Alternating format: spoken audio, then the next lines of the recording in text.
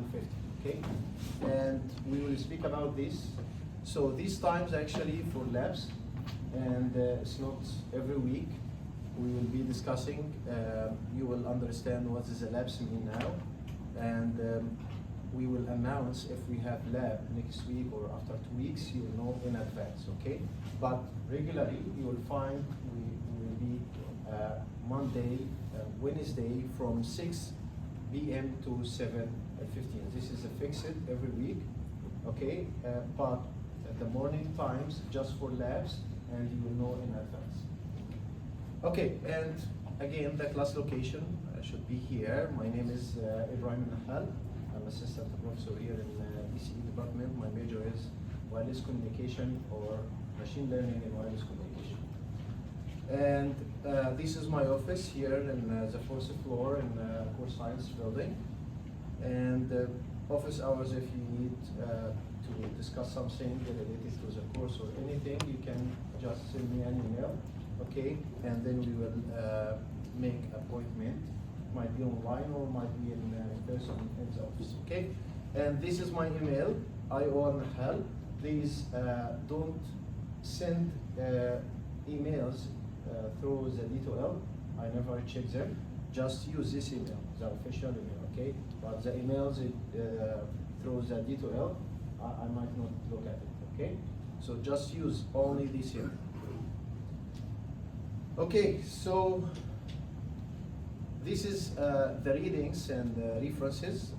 Like we have almost 5 books you can use to understand to read more about the course. However, I do believe that the slides or the lectures might be enough for you to study. Okay, so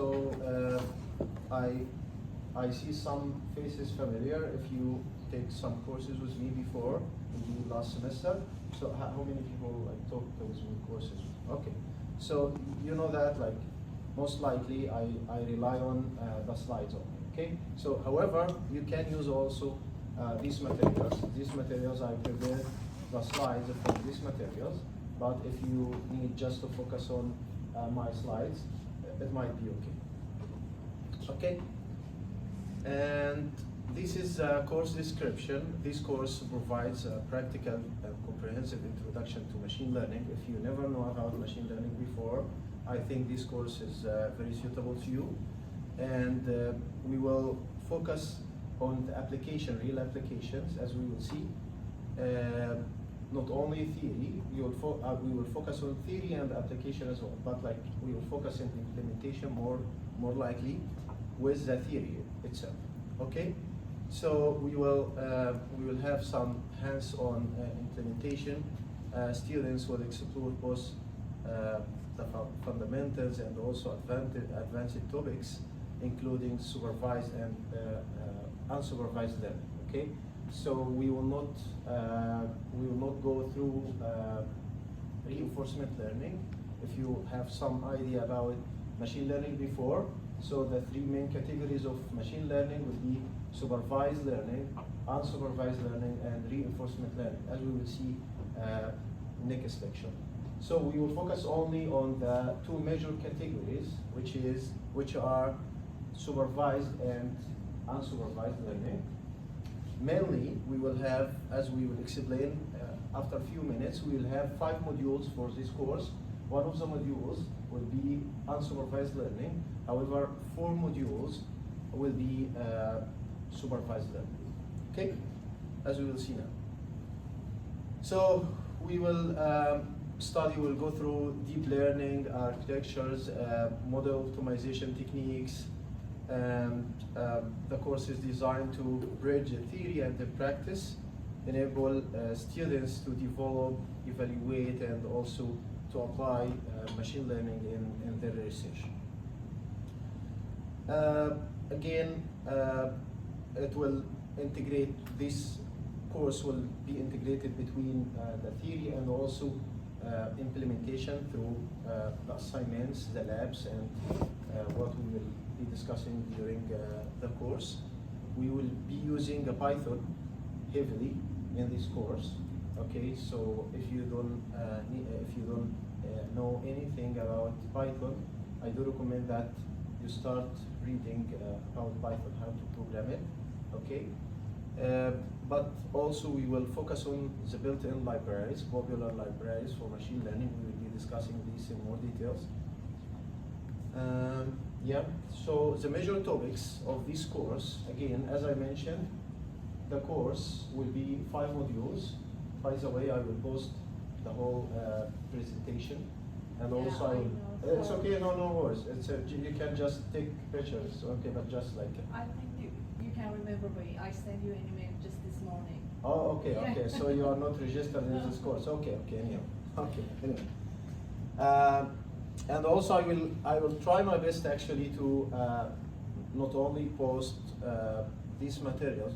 This material for sure will be posted, right? But also the recording of the lectures as much as I can, because again, I don't rely on the recording materials, because if you were a student with me last semester, we found some technical issues during the recording, right? And we found that the recording without voice or something like that, and you got stuck, okay? So anyhow, we have 5 modules in this course. Actually, one of them will be supervised learning, as we will see, supervised learning. The rest will be supervised. So for module 1, this is the major topics we will be speaking about. So we might cover all these topics. We might increase a little bit, we might decrease a little bit, depends on the time, but we will make sure that you cover the major parts of each module. So for module 1, we will be discussing the fundamentals of machine learning. So we will be introducing machine learning, the basics of machine learning, what is the types, why the machine learning is important, and all these aspects. And we'll be discussing the bias and variance trade-off. We know what's the meaning of bias, variance. And all this module is like a foundation to understand the algorithms after that. Okay, and we will be discussing what is called a cross-validation. What's the meaning of cross-validation? How can we use it? How can we evaluate the model itself? If you have a model, machine learning model, how can you evaluate it? Okay, how can you, and the evaluation metrics itself, accuracy, precision, recall, why we can use, what is the difference between accuracy and precision recall?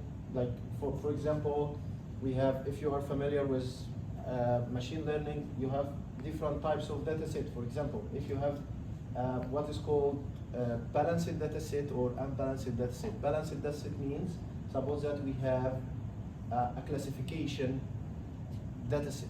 For example, you have some images, and these images contain dogs and cats, and you need the machine learning to classify which image is dog, which image is cat. So this is called a classification data set, and you have 2 classes only, dogs and cats, right?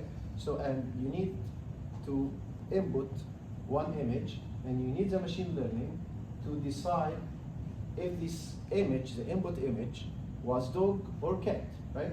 And you can build on that data set, or build on that concept, like many applications. For example, you have what is called a blacklist, and you are in the airport and you take some pictures from some passengers or people inside the airport, and you have the data set, and you need to decide if this person is inside the blacklist wanted or not, right? So in this case, you have a classification data set, and you have 2 classes, yes or no. This person is included in the data set, and this means that this person is wanted inside the blacklist or not, and so on. So this is called a classification, okay? And you might have some data sets contains a balanced data. Balanced data means that the number of each class, like almost equivalent, okay? So suppose that I have 100 of images, 50% of it cats, 50% of them dogs. In this case, you have balanced data. So most likely you will use accuracy to evaluate or to run your algorithm. But for example, if you have unbalanced data, which means that you have one class more dominant than the other class. A famous example for that is fraud detection. So in fraud detection, suppose that you collected data from a bank system, and this you did some transactions, okay, in your account, and most of these transactions are valid transactions. Okay, so your job is to design a machine learning to decide if this transaction is authorized or not. Okay, so I have like two classes, and based on this data set I have two classes, and I need to decide. You did some operation, and you need to know if this operation is authorized or just a fraud. Okay, so based on the history, you can train your machine learning, and you can predict if this operation is authorized or just a scam. Okay, so most likely this data set will be unbalanced. Why? Because most of the operations will be authorized. You cannot imagine that all the transactions you did in your account was a fraud, right? So I collected thousands of transactions, and all the thousands, like 80% are fraud, right? So nothing will be in your account, by the way. So after 10%, I will not reach to 80%. So in this case, I have unbalanced data. So like 95% of the classes will be authorized, yes, and 5% only, or 2%, or even less, will be unauthorized or scam. In this case, I have two classes, unbalanced. If I use the accuracy, you will get a wrong answer, right? Because for accuracy, we will see, we will define this, but like I'm just giving some example. Because, for example, if you design the algorithm, it will say always authorized. Even the transaction is unauthorized, so he will be mistaken only in 2-3%, right?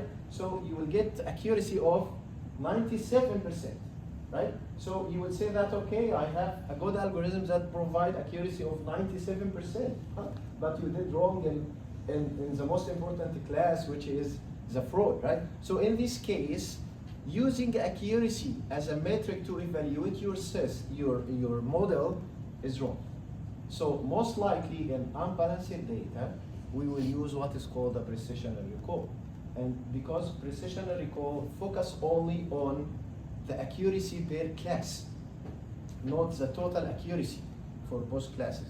We will know the difference why I choose accuracy, which situations will be valid, right, to evaluate your system, and the same thing for what is called F1, AUC area under curve or whatever. So we will know confusion metrics, so we will know the difference metrics that is used to evaluate your model. It's not only about the algorithms, as we will explain now, but it's also about the evaluation metric that you will choose to support your problem in your research or whatever, right? So because it's based on the data set itself.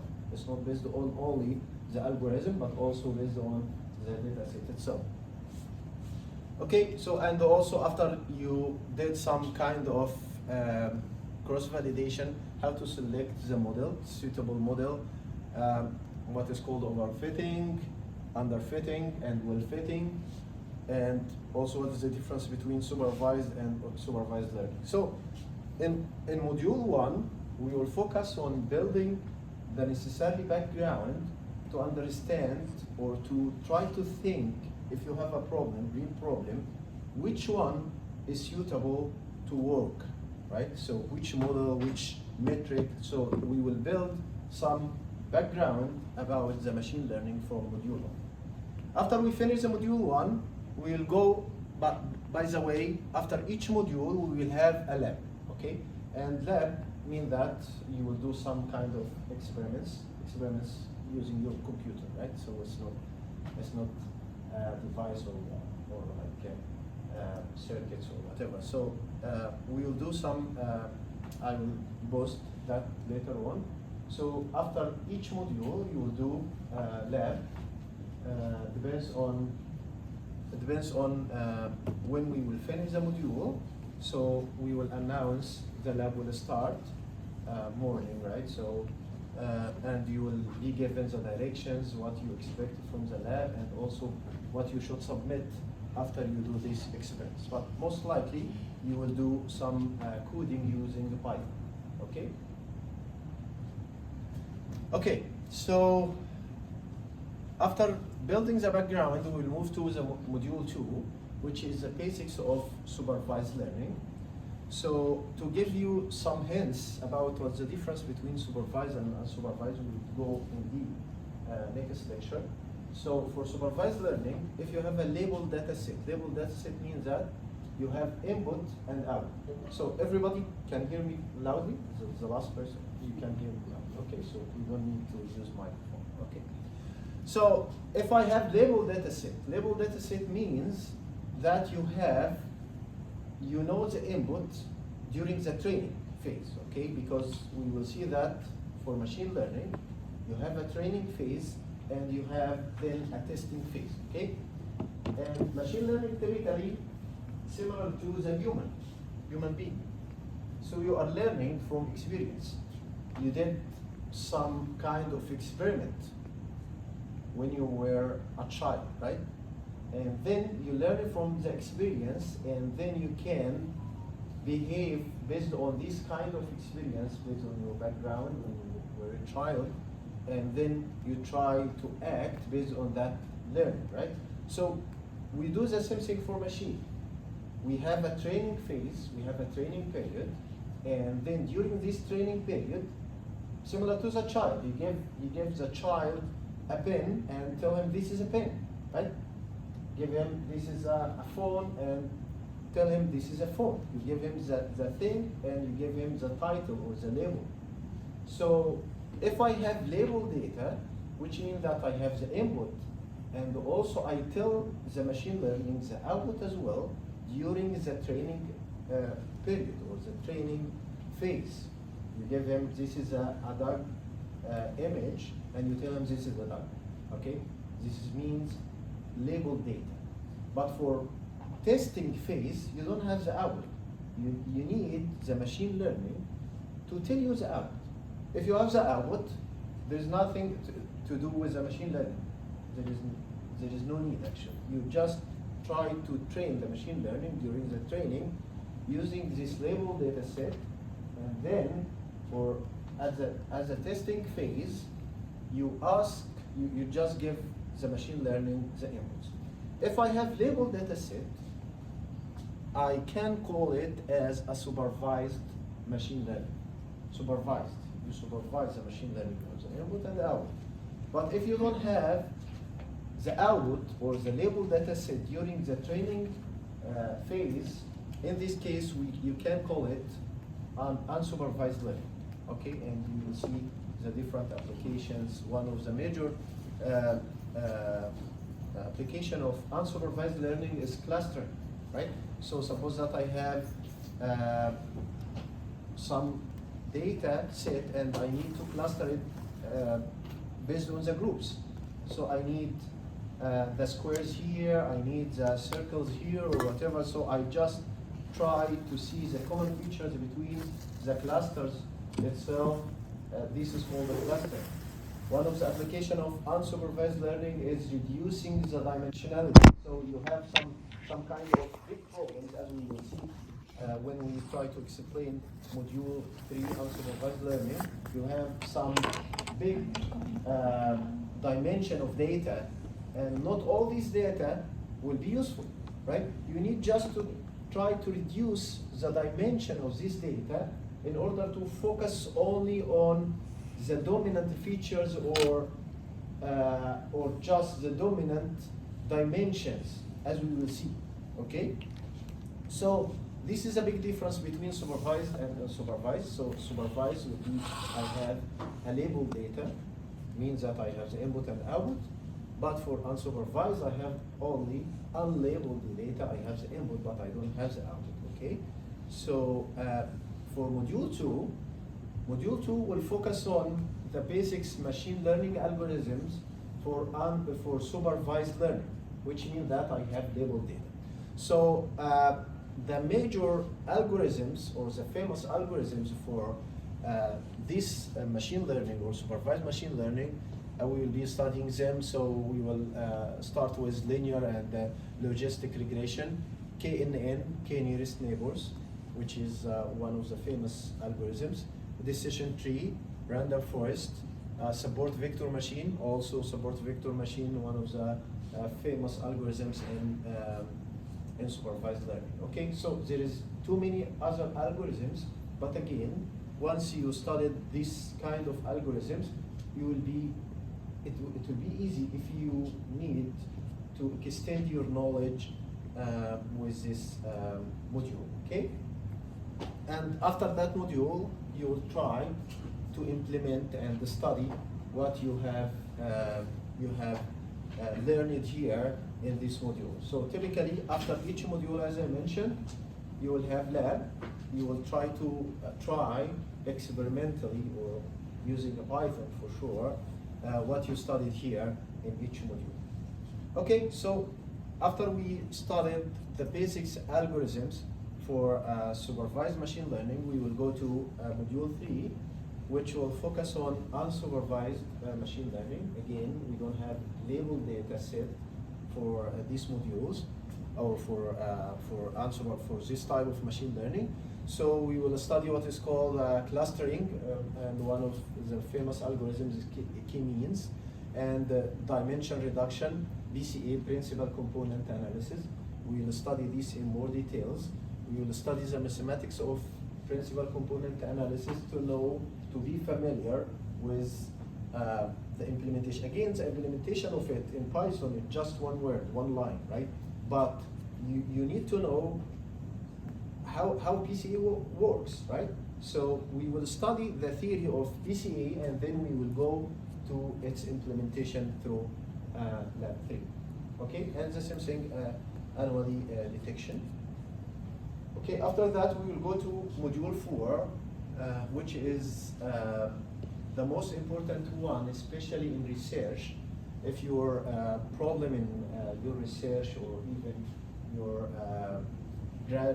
graduation project related to machine learning, most likely you will use a neural network and deep neural network. So we will study, we will introduce the concept of neural network, what's the difference, because for neural network it's most likely supervised machine learning. So what is the difference between neural network and supervised machine learning? And module 2, which is the classical supervised machine learning algorithms. Okay, we will know the difference. So in this case, we will introduce the functionality, how neural network work. Okay, so how neural networks work, because it's neural, so it's something similar to our neural systems. So we will introduce this, how it works, and then we will discuss some basics of that will be very important for neural network, which is backpropagation, which is very important during the training phase. Gradient descent, one of the backpropagation algorithms, or most famous one, gradient descent. And also we will know what is activation functions and what's the different types of activation function, and also what is the meaning of loss functions, what's the different types of loss function, and then we will go directly to deep neural network. It's neural network, but it's deep. Deep mean I have more layers, as we will see. Okay, instead of 2-3 layers, I might have like 50 layers, 20 layers. I have deep. Okay, deep neural networks, and the basic or traditional neural networks algorithms for this module is CNN, or convolutional neural network. I forgot to mention here maybe feed-forward machine learning or feed-forward neural network as well, okay? But anyhow, recurrent neural network or RNN, and also if the time allows, we can go with more advanced or more trending neural networks. It's not the traditional ones, but also we can go with extreme machine learning and also transfer learning, and again based on the time elements.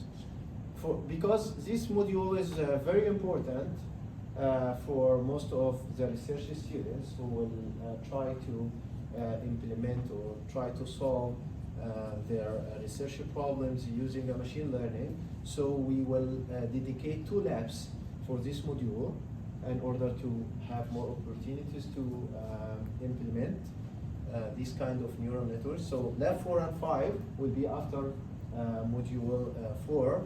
And finally, module 5, I consider module 5 is very important, and not only for machine learning, but also even in your research topic, because in module 5 is not related to supervised or unsupervised machine learning.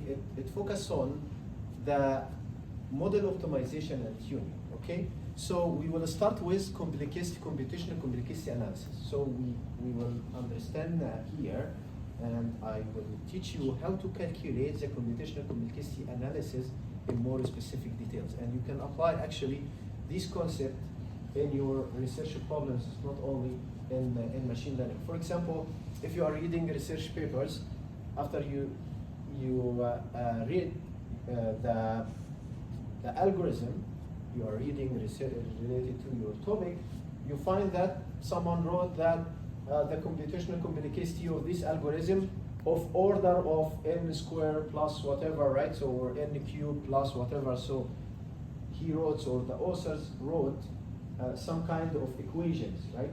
And you might ask yourself, why this equation, right? So, and what's the meaning of order, right? This means that approximately, or the biggest dominant term in the computational complexity is that term that the author provided in the paper. But where is the rest of the computational complexity equation? What is accurate computational complexity equations, not only approximation? So we'll understand here how to do a computational complexity analysis, how to calculate for any algorithm, how to calculate the computational complexity, and then we will apply it to the neural network. But again, you can apply it in your research point. It's something general, even outside machine learning. And also, you will do some kind of hyperparameter tuning for neural network, and this is related to neural network, or even for machine learning algorithms, this is related to supervised or unsupervised machine learning. We'll do some kind of regularization and L1, L2 dropouts, and also some kind of normalization. All these operations can be called as pre-processing, because in your research point or in your problem you are trying to solve in machine learning, after you design the suitable model, after you select the suitable metric to evaluate your system, and you did some great job, you might find that the accuracy is stuck or saturated at a certain point. And then nothing you can do with the machine learning. You can think that you can do some kind of pre-processing for the data set before you use it in the machine learning. So in this part of module 5, we'll do some kind of pre-processing for the data set before we use it. Sometimes this pre-processing will help us, the machine learning, to classify correctly, and you will get better accuracy. And sometimes you will get worse data, right? So you can do it in the opposite way. Okay, so again, it depends on the trial and error. Okay, you just try, and then you notice the output. If the output is good, continue. If the output is bad, try another pre-processing. And also, not all features, as we will see, not all features will help you or will help the machine learning to improve the accuracy. So we will do what is called a feature selection. Sometimes I have a problem with 20 input features, okay?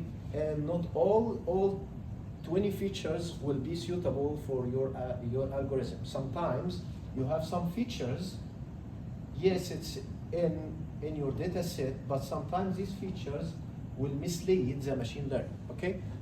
For example, I'm giving you some information to try to help you in solve an exam. Any exam, suppose that I'm explaining a course to you, any course, and I'm trying to give you some directions to solve the exam, okay? And out of all these directions, I can give you more directions, but these directions might be misleading. So if I give you, let's say, as an example, if I give you 20 directions, but the most useful directions might be 3 or 4. The rest might be misleading, right? So the same thing actually for machine learning, you might need to select only the features that will help you to improve your accuracy. However, if you exclude the rest of features, it might help the algorithm to be improved because these features might be misleading. So we will discuss this in this part, and also we have what is called the data augmentation. Data augmentation, if I have a small data set, but again, machine learning, similar to the human, it needs more information to improve the knowledge. For sure, if you have more experience, you are more knowledgeable. Okay, so suppose that I have a small data set, but I need to train the machine learning. I need to increase this data set, but I don't have any access for the real measurements for this specific data set. So what you will do what is called data augmentation, and we will know how to augment this data in order to increase the size of the data set. And also, at the end of the course, we will take some cases of studies from maybe some practical fields, if the time permits, for sure, to try how to see how can we apply this to the real-time applications. Okay, so we will have some case of studies. So, in summary, we have 5 modules. The first module is the introduction to the world of machine learning. The last module is general, to try to handle the data set, to try to handle, if you have, for example, 2 algorithms, both of them provide you with a good accuracy. Which one you will select? You will go to the computational complexity, you will select the lowest computational complexity. And so this algorithm, or this module, it might be a general module as well.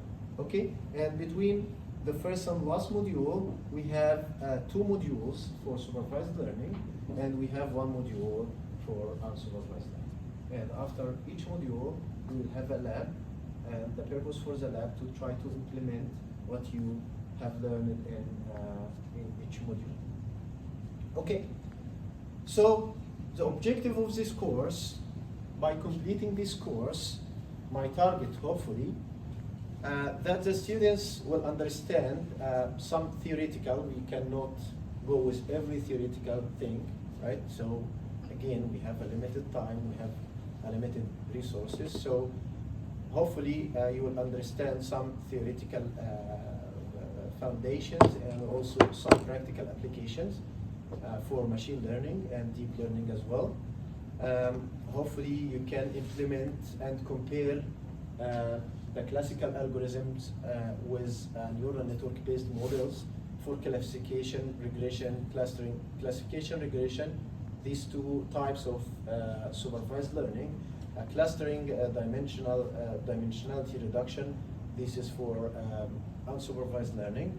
And you can also apply model evaluation and hyperparameter tuning strategies to optimize your performance, and also try to analyze the computational complexity and try to scale it for various machine learning models. And hopefully you can design and implement machine learning solutions for real-world case studies using Python frameworks. So this is based on what I explained. This is assumed background. I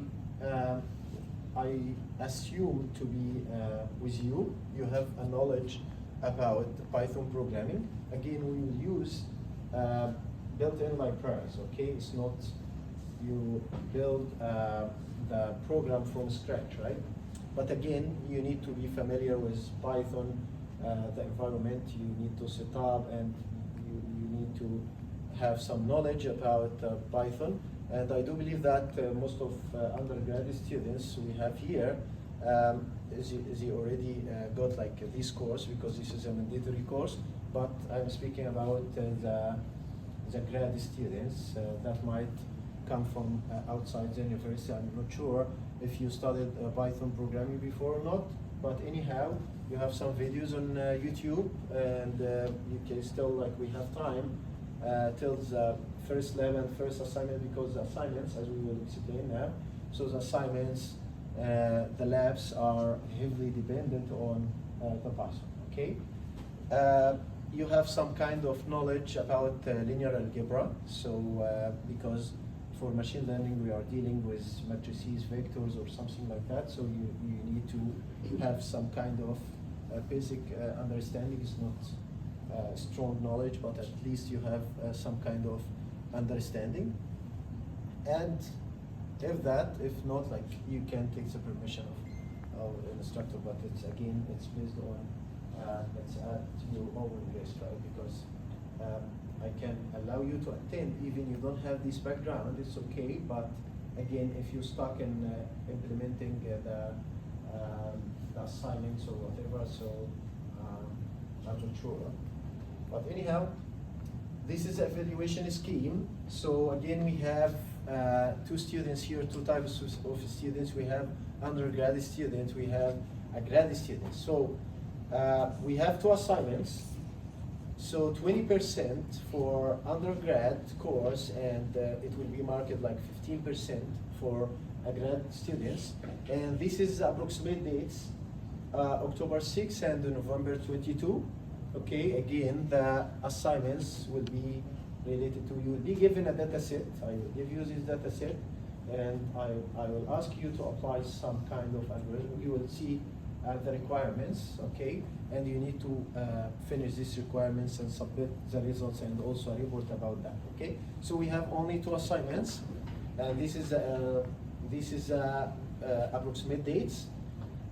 We might play around these dates, like a little bit, positive few days, negative few days, we will see. And we have 6 labs. Again, we will be I will post the dates for labs. You expect that, like, we have like 2 lectures remaining, or 1 lecture remaining in the first module. You expect that maybe next week will be, there is a lab, it will be at the morning, and also I will post that, okay? And you will be familiar what you need to do, and you will be prepared for sure. So we have 6 labs. It will be 20% for undergrad and 15% for grad students. Again, the date will be posted. We have midterm exam, 30% for undergrad, 25% for postgrad, or for yes, postgrad, and this is approximate date. It will be most likely October 20th. And the final exam will be 30% for undergrad, 25% for postgrad, and again, this is during the final week of the exams. And the project, it will not be required from undergrad, but it will be required 20% from grad students, okay? And we will speak more about the project, everything now, okay? So this is a marking schemes, and again, you will see a little bit different here, because I have 20% here for the project for grad students, unlike the undergrad students, so that's why this 20% is distributed over the other activities, okay? So assignments, there are 2 assignments, approximate deadlines, as I mentioned, October 6th and also November 22nd. And again, there is no late assignments will be accepted, no late assignments. Sometimes I got like some exception for 1 minute or 2 minutes. Again, I give you, if you attended courses with me last time, so I give you enough time to solve the assignment, okay? So if you try to postpone it till the last minute, don't ask for 1 minute exception or something like that. Unless you have something you can prove that, like document you're sick or whatever, you can provide the document, or we can see case by case, okay? But in general, we don't have any data assignments, it's just 2 assignments, guys, okay? And students must, this is a general, so you don't need actually to hear that, but anyway, students must work individually on assignments, cheating or using AI tools, because ChatGPT can solve these assignments, okay? And I have AI detection, but anyway, you receive 0 score. Okay, so if you would like to see the 0, you can use ChatGPT, okay? Anyhow, each assignment has to have a cover letter for sure, and you just need to write your name and all these details for sure, and your assignment number, and after you finish the assignments, you scan it and you submit it through the DTL, okay? So this is general notes. For exam, the midterm will be October 20 during the class here. So the class time will be 75 minutes. Again, if you attended some courses with me last time, so 1 week before the midterm exam, 1 week before the final exam, we discuss what's the component of the exam, right? How many questions you expect, which module, for example, module 1, you expect 1 question, 20%, module 2, you expect 2 questions, 30% or whatever. So we'll discuss all these details 1 week before the final exam, 1 week before the midterm exam, okay? But during the midterm exam itself, it will be 75 minutes during the lecture. Unfortunately, it will be late, but anyhow. And the final exam will be during the last week. And this is a calculator policy again. You might not need, well, you need actually calculator, but anyhow, this is a calculator policy similar to any course. It should be like a basic one. It's not, you can't use a calculator with memory or programmable calculator, okay? So this is according to the university. Okay, so this is the project description, and again, the course project will be only for the grad students. So for the grad students, the goal for this project, actually, because it's for grad students, to help you to connect the machine learning to your research point, okay? So this project will be per student, okay? So individual projects, okay? It's not in a group. So because your point is different than the other point, right? So I need you to do a project related to your work. So it's like hitting 2 birds with 1 stone. So you are doing a project and you get like 20%, but also it will be beneficial for you in your research work. So the goal for this project is help the students critically to analyze how machine learning is applied to the research domain. So we need only 1 student per group, and the purpose is to review and summarize 5 papers and for 1 topic, okay? So 5 papers, you select 5 papers, you select by your own, right? So the only condition is related to machine learning. Don't bring something not related to machine learning. So I need you to find the 5 papers related to your research work and also related to machine learning or applied. You found that this point is applied to machine learning. So you select your own choice, the topic, and your own choice also the 5 papers. I stressed on your own choice because I experienced some students before the deadline, like 1-2 weeks before the deadline, okay, that the topic is bad or whatever, or the papers are difficult, okay, this is your own choice. Okay, so, and I need you to submit the topic and the paper selection by the 1st of October. Okay, you just send me an email. My name is whatever, this is my student number, and also this is a topic, and this is the 5 papers I selected, okay? And after this deadline, you cannot change them, okay? So you have only 2 months to work on them. Again, this is related to your topic, so it might be very easy for you. Even you are not familiar with machine learning, but at least you are familiar with the research point itself, okay? So all you need is just to submit by October 1st, you submit the papers and also the topic itself, but you have 2 months. These 2 months is still enough period just to summarize 5 papers after you're already familiar with the research point, but during the course you might be familiar also with the machine learning as well. So it might, at the end of the course, it might be a little bit easy, okay? To summarize it.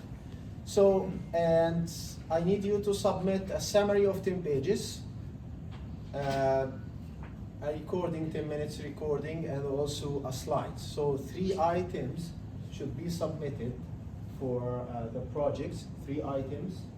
Again, I experienced that some students submitted only 2 items, recording videos, as we will explain now what you expect from this item. Okay, so I experienced some students submitted only 2 items without PPT, because the PPT is already included in the video explanation. Again, we have 3 items I need to see in the submission. Okay, so for each item, this is a grading project. Again, the grading project is 20% of the course for grad students. So this is the marks, the distribution of the marks for the report. 10 pages, we will speak about that now, and it's just 12 marks out of 20. And for PPT, it's 3 marks for the recording. This is a mistake, so it's 10 minutes.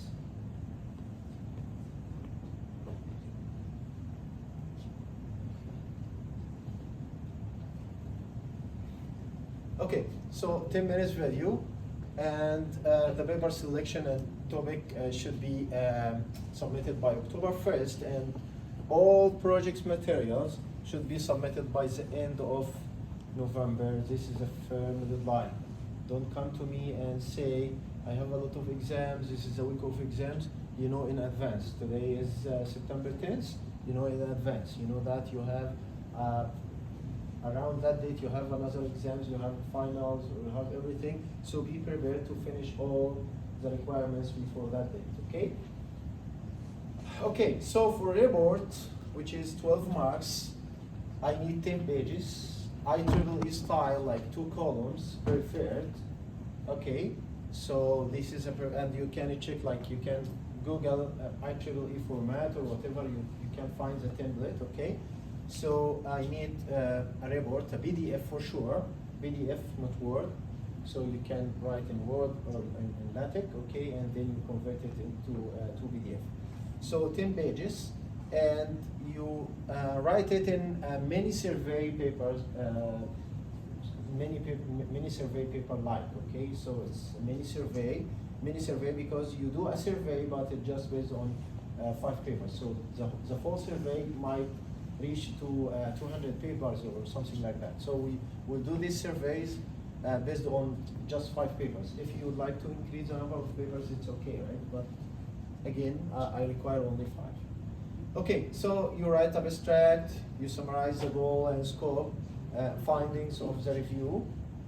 Again, only 1 topic, okay? So in this case, you write what you learned from these 5 papers, and you also you will write introduction. You mention the motivation, background and motivation for the problem, research problem, which you might be already familiar, because this is your research point, and also why machine learning is important in this particular point.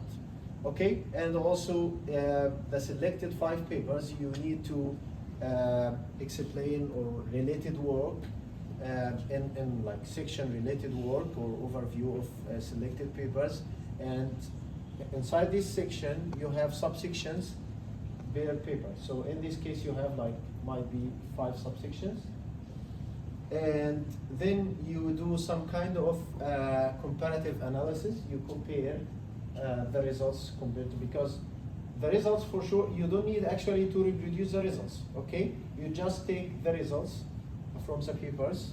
You don't need to redo the figures again, right? So you just with proper citation of the figures, but you need to make your own insights. Okay, so this paper got this performance, that paper got this performance. Why you expect that this paper is better than that one? So like you make some kind of comparative analysis, okay, from all these 5 papers. For comparative analysis, you compare techniques used, some kind of strength, weakness of the techniques used, and also you can make some kind of discussion about data size, feature extraction, performance trade-off, and so on. And also, at the end of this comparative analysis, this is instead of simulation section, or because typically simulation section, you might already did the simulation, but you just copy and paste the figures itself. This is not your simulation. In this case, you need to put it under the comparative analysis. And then you need to discuss the insights. What is your opinion from all these studies? And then you conclude the summary, and then you write the references, okay? Which is like 5, you might have more. For BBT, 3 marks, you need to submit a PowerPoint presentation separately, maybe PDF as well. That summarizes the report, and again, it's from 8 to 12 slides, okay? Again, maybe this number is a little bit short, number of slides, but I meant it because if you understand, because it's very easy to make 30 slides presentation, right? Because you have 5 papers, you can include any information and put everything, and you can make out of these 5 papers, you can make a 30 slides PPT. But after you reduce number of slides, then based on your understanding, you will include what is the important information from all this research, right? So as I compress the number of slides, you will include all the important information. So I need between 8 and 12. Even the first slide is already reserved for your name and your area or whatever. So actual is like 7 to 11 slides.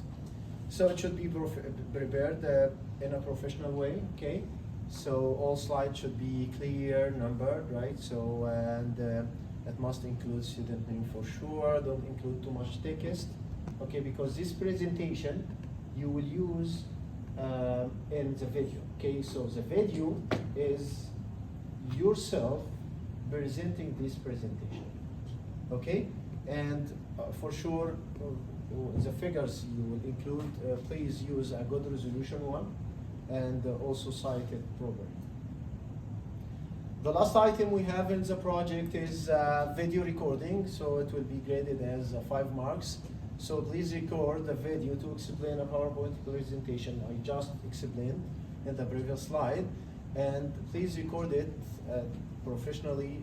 You write, I don't care about the English like fluency, because I know that most of us is not English natives, right? So, but I meant by a professional, like including a professional information and like the proper explanation, right? Okay, so motivation, and you need actually to include that, and this is also related to the presentation.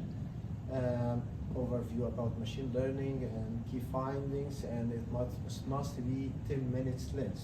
Again, guys, these restrictions is not like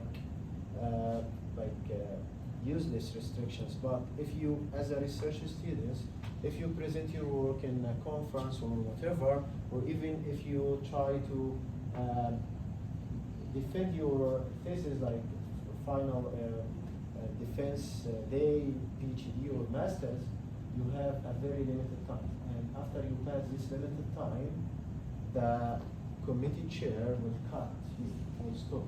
Okay?